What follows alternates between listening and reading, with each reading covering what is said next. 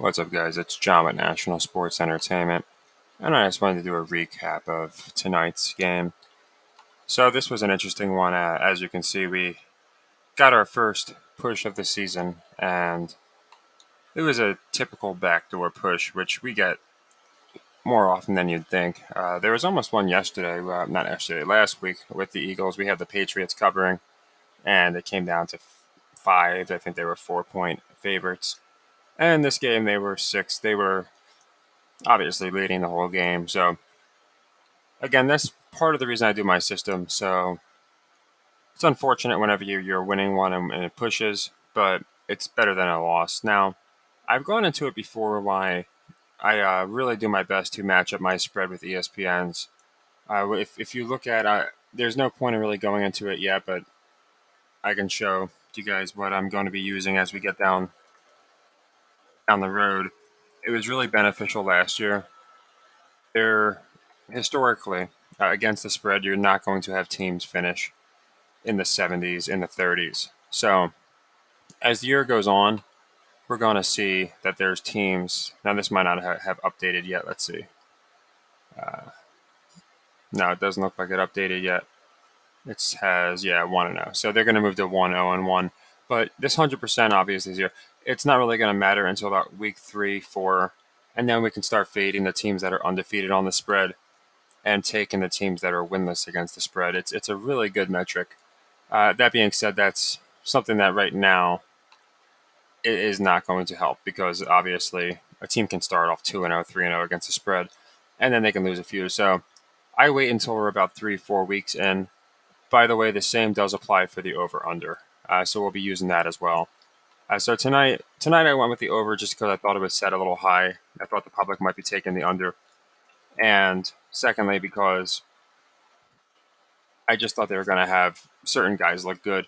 Now, they were very careful in how they made players get their numbers. So if you notice, Jefferson, we had him going over on yards. Now, four touchdowns, were scored, none of them to Jefferson. And that's the kind of stuff that they're going to do all year long. So the games he has a ton of yards, I have a feeling other guys are going to score. And you can see Smith. I'm sure people were pounding A.J. Brown. So with player props alone, they can make a ton of money, and it'll be good to keep our eye on that. But I just wanted to go into the spread metric because I will be using that, and the reason I bring it up is this spread metric, they are the only site that they completely match up with is ESPN. So like last year, I went into it many times, more often on, again, once we got to like 5-6 weeks in, and I was specifically picking teams because of their record against the spread. It's like the AP poll. The ESPN is the one that's used for this site that I'm on here. So, and if you go to Action, any of those other websites, the spread that they show is going to be the one indicative with ESPN. So that's just something that I've learned to always try and match ESPN. So this one, of course, we got 6. We pushed it. The over hit. I played a couple props. So basically a complete break-even day. Now, for these types of games, as you can see, it's a leg 3. So the only thing that we do here is, since we get our money back, of course, on a push, we're going to be running another leg 3. And I'm going to go into it right now because it's just a game. It's not until later tomorrow. But I have a feeling this one might move a little bit. And I wanted to go into it because, I got to be honest, I watched Colorado State all year last year. And they were pretty fun to watch because they were so bad. There is no way, even in a fake scripted game, that I can see Colorado State covering this spread. They are abysmally bad. So as you can see, we're just going to be running that leg 3 again. And I figured I would tackle the Colorado State game now, Colorado, because we have a lot of NFL games to get into in only a couple days. So I like to try and combine my recaps with also at least one pick I like. I'll be doing a slew of college games in my next video, but this one needs to be covered separately just because. So Colorado State. Here's a story with Colorado State. Colorado State's coach left. I'm pretty sure they have the same coach. He left Wyoming, I believe it was, and he did exactly what Deion did. So as you can see, Deion said they made it personal. So I feel bad for the man that has awoken the Kraken because we see what kind of stuff Deion's doing. And Colorado State is they play like a high school team. So anyway, their coach, he did the same thing Deion did this year, only he failed abysmally. He took a bunch of players, and I believe it was from Wyoming. They're shitty schools, but it's the only reason I know Colorado State. And he went to Colorado State, this coach, and was like, okay, we're going to rebuild with all these guys. And he left the old school with nobody. And again, I think it was Wyoming. You can look into it. But they played so laughably bad last year. And as I was going into the spreads, they were so awful going over because they just couldn't score. They were that bad. So it was like 10 weeks in, and they were like 20 something percent on the over. And we started really hammering them. And they finally did go over a couple times because it was set so low. And I just imagine the public was not taking them to go over when they had only gone over like once or twice all year. So the fact that they really have about the same team I expect Colorado to get pounded, but I think that's going to happen going into the USC game anyway. So there's no way they lose this game, and I just cannot see them from a narrative perspective again, or even if we assume it's real, not covering this spread very easily. So you can see right now it's at 24 points. It opened at 21, I think. So I wouldn't be surprised if it moved to 26, and it shouldn't even be close. But while that's at 24, it'd be nice to get in again before it moves to four scores or more. Now, again, you can watch some Colorado State last year. I don't think in a fake league they can make Colorado State look competitive, even in a fake league. It'd be like bringing a referee out and try and having him beat Brock Lesnar. It wouldn't happen in wrestling because it's just too ridiculous. So the way Colorado is looking right now, for me, the only possible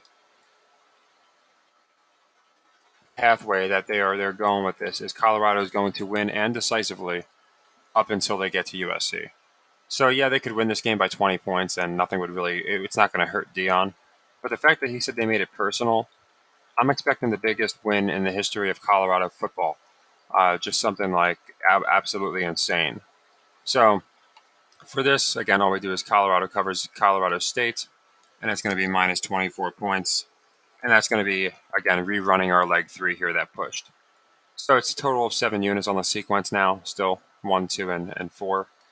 And like I said, the goal is to split our leg threes, but obviously we want to win as many as possible. So yeah, like I said, I'm transitioning to my laptop, so hopefully the videos, they should be a little bit bigger, and the audio is probably going to be better, but it's a little different interface, which is just getting used to.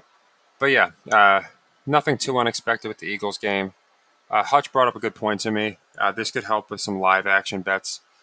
The fourth quarter of the Eagles, it's basically a narrative now that they can't close games, and they'll close them, but we saw it the Patriots last week. We see this week. They did it a lot last season. They just kind of take their foot off the pedal on the fourth. So going forward, it could be a good play to take teams to win the fourth quarter against the Eagles, things of that nature. Just because of now it's been several times that this has happened. And Hutch had brought up that it's been brought up as like a talking point now. So yeah, nothing crazy there. Pushes are kind of annoying sometimes because you go through all these different things and then you just have to redo it. But again, I'll take that over a loss. If anyone got clipped at 6.5, I'm sure a few people might have. Or I know a lot of people bought a half a point. It just depends on what you chose to do. I always just kind of take ESPN spread. So I'm assuming most pushed because most books do line up with ESPN. Uh, I didn't see it at 5.5. It might have moved to there at some point. I don't. I think it was basically right around 6 though. So if anyone hit it or they decided to buy the half, good job. I know typically only on 7 and 3 people will buy the half, and I think Vegas knows that as well. So there's a lot of times you'll get 4 point games, things like of that nature, when it's a 3.5 point hook. So like I said, nothing too crazy tonight. I do expect, like I'd gone over, the Vikings to just continue to lose. I think they're going to have a terrible year. They're reminding me of the Rams, and they're playing a little better than the Rams, but just last year the Rams sucked out of nowhere, and it kind of went unquestioned, and it made no sense. They really had about the same team. The Vikings lost Cook, but as you can see, they got a very good rookie, played for USC. So there's really no reason they should be playing this bad outside of, again, they're going to push the Lions this year. They're going to push Love probably and Fields, I think, more than the Vikings. So the Vikings might have some decent games. I still think Jefferson's going to be the best receiver in the league, but I think a lot of his touchdowns and points are going to come in vain. So you can see this is actually the last game that's going to be being played. I was going to wait on it, but I just thought if it moves to 25-26 and then we have a hook situation because people are going to be pounding Colorado, then I thought it'd be good to get in early, especially because I saw it did move from it was 21 or 22 to 24. And I thought about sitting back, but again, the history I have watching Colorado State, it was just comedic. I can't imagine this team even in a fake league coming out and hanging with Colorado. To me, this is going to be a stat busting game for them where Sanders goes off, Hunter, all their guys just get insane stats.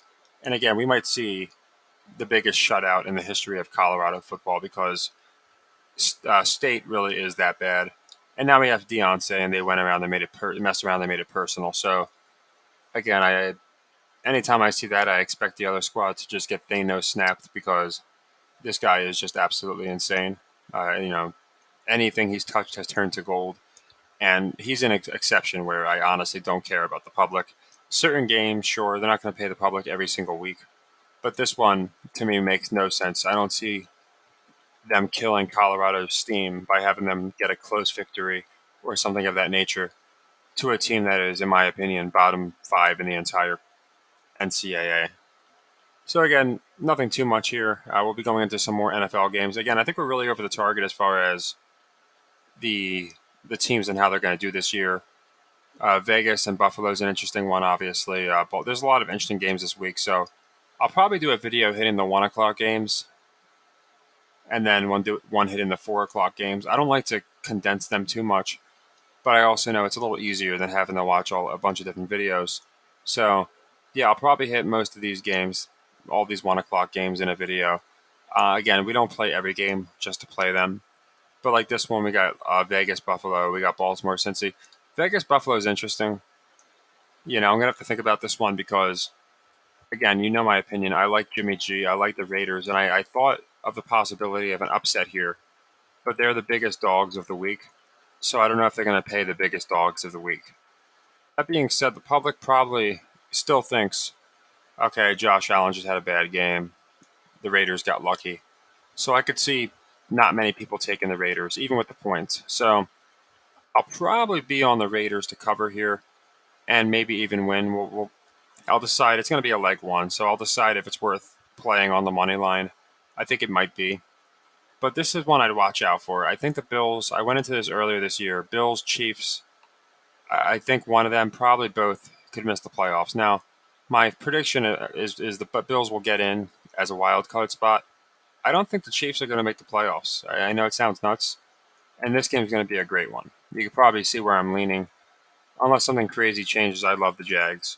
They're trying to push Lawrence into that category they had Allen in. And look at the week he had. He didn't have an outstanding week. He had a good week.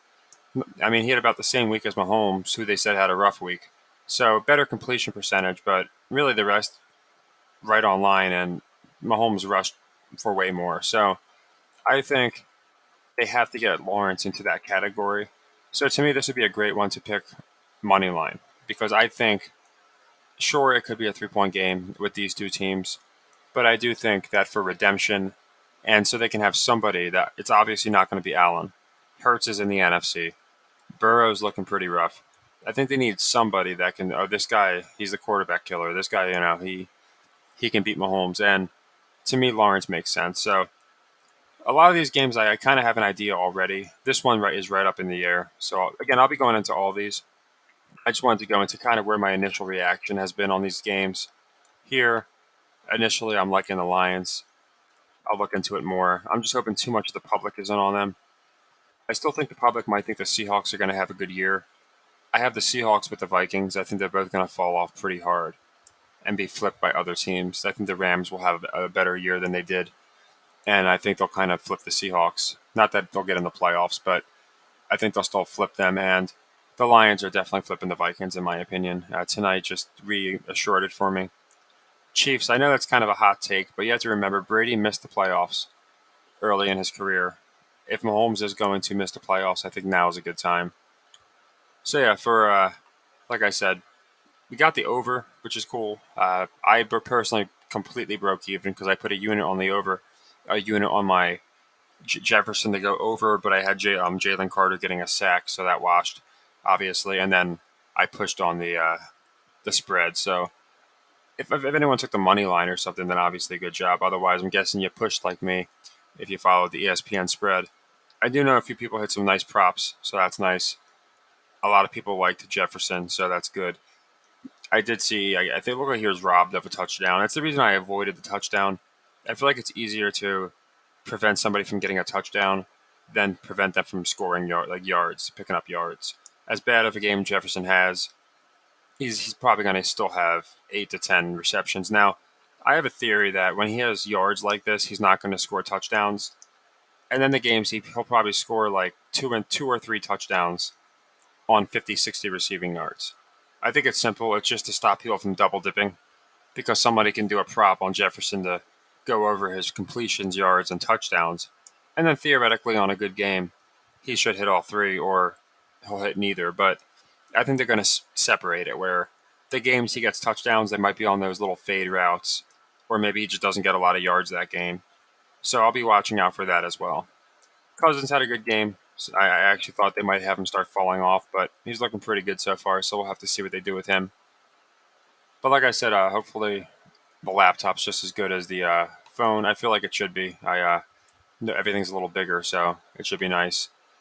And we're still, yeah, it's still a fourth leg. Like was our fifth leg for the season now because we this one. So I think Colorado is going to cover. I think they're going to win one of the bigger games. I this could wind up aging terribly. I could see something like 54-0. The way they're pushing Deion and just how abysmal that Colorado State is. To me, there's only a few teams Colorado can really tee off on, and Colorado State's one of them, especially heading into USC. I think they play Oregon soon.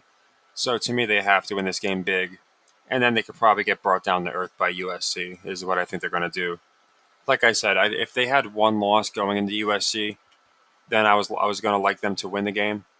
But if they go into USC undefeated, looking unstoppable, which now is looking more like the case because there's no way they're losing to Colorado State, so they might as well cover, then I think they'll lose because now you're going to have some people on them. Okay, they beat Nebraska, they beat the national champion runner-ups, and now they blew this team off the field. And that's where I think it's headed. So you can let me know what you think. And yeah, take the first push of the season. We're going to have probably a good bit of pushes. We had a good bit of pushes last year. Like I said, I think these kind of backdoor pushes aren't an accident. You know, you get people that probably got clipped, and then you also just you'll see it both ways, where a team out of nowhere covers or does something suspicious to make it where it's a exactly the spread. So the over did hit. That one wasn't very close. I figured again with the two receivers, it just made sense that they were going to have one of them go off, and the other team you got Hurts, you got a lot of guys who can score. So yeah, it'll be interesting. I think they're trying to have the Eagles up there, look like the Cowboys and Niners, and even though they haven't played quite as well, they also play tougher teams, and they have a little bit of an advantage because they came into the season as favorites because they were in the Super Bowl. So I still think they have these three teams positioned as the ones. And like I said, I don't like the Eagles, but I do like the Niners and Cowboys. I think they both have a lot of stories. So we'll have to see what happens. Like I said, if not tomorrow, definitely by Saturday, I'm going to have our NFL games out. So just keep an eye out for them. I'll be doing the 1 o'clock games, and then I'll be hitting the 4 o'clock games in a separate video. I might split them up a little differently, maybe AFC and NFC, but I just thought it'd be better to get them into one video than doing a bunch of different ones. Like I said, it makes it a little condensed, but I think just doing like a pick 'em makes it a little easier too, where you don't have to watch all these different videos to get the picks. So you can let me know what you think, and if there's any particular games that you really want me to go into, let me know. I can try and pay a little more attention to them. I imagine Kansas City, Jacksonville, Baltimore, Cincinnati. I would imagine the night games, just because they're night games, people are going to want me to go into. I imagine Jets Cowboys, because this one is another one where I have a feeling that we might not get exactly what we're expecting. The Cowboys just blew out a team. The Jets just lost Rodgers. Probably going to be a lot of money on the Cowboys. And the night games are pretty decent. Obviously, Monday we can hit on any. We can hit them later, but Dolphins Patriots should be an interesting one. Once again, Patriots getting what seems to be a suspicious line, 3 points. Seems a little light considering. Outside of that little rally they had against the Eagles team that was complacent, they really didn't do much at all. The Dolphins looked amazing, and even though it was a close game, they beat a good team. So this has me a little suspicious, has me thinking Patriots, but we can get into that. And like I said, for some of these other ones, off the bat, I have a pretty good idea of what I think they're going to do. But I just like watching the talking heads right here. You see Damian Woody talking about the Giants and the Cards. That one could be an interesting one. I think the Giants might have a really, really bad year too. I really do. I think it might be a rebuild year after Barkley winds up leaving, something of that nature. Uh, Especially because I think the Commanders are going to do pretty good, and I do have my. I had gone to before how I think an entire division is going to make the playoffs, either the AFC or NFC East. The NFC Beast, AFC Beast narratives. If a division was to do it, or if a side was to do it, I thought the NFC East made more sense. But I'm starting to lean that they might just be done with the Giants project and the Daniel Jones project. They did just pay him, but it doesn't mean that they're going to win. So I'll be going into that too. Like I said, there's not many games that I don't like this week to at least play. Some of them I might stay away from. Green Bay, Atlanta, Chargers, Titans. I can never pick the Titans right, so I might stay away from that one too. But I'll be hitting most of them. So take care, everybody, and happy earnings.